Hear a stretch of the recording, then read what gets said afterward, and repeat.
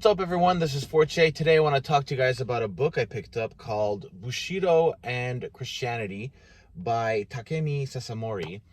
I saw a bunch of Facebook posts floating around talking about the similarities between Kendo and Christianity.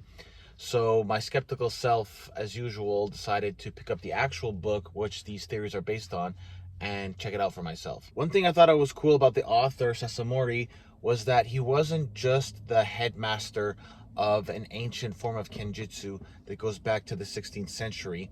He was also a practicing Christian and reverend. The book's main purpose is an attempt to reconcile both Bushido and Christianity, which are in fact two completely different psychological contradictions. The book starts out talking about Bushido, lineage, martial ethics, the symbolism of the sword, and the meaning of sacrifice, even talking about harakiri, which has nothing to do with Christianity. Christianity absolutely does not teach anything related to that. Then the book moves slowly towards inward truth, spiritual continuity, moral awakening, and universality, mostly in the Christian sense. I thought it was very interesting in terms of trying to find a middle ground in terms of coexistence between East and West, despite the strong differences. A lot of Westerners who practice Kendo for a very long time attempt to rationalize doing so in different ways. But essentially, Kendo functions as a Japanese myth designed for the Japanese in order to preserve that ancient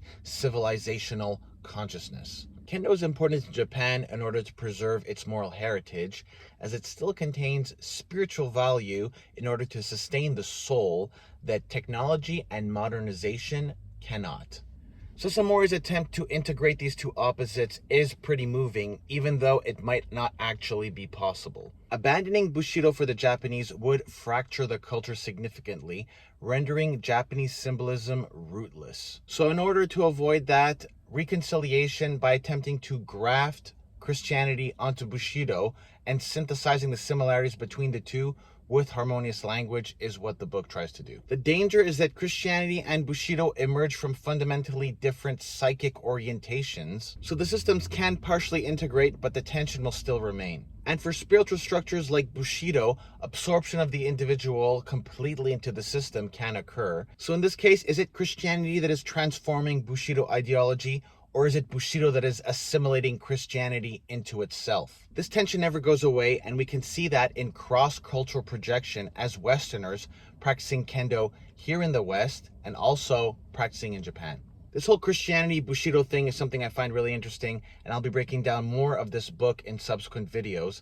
But in the meantime, if you have an experience you'd like to share it with us in the comments below. If you know someone who'd like to see this video, share it with them. Hit the like and subscribe button for the algorithms, and have an awesome day. I'll see you in the next video. Peace out.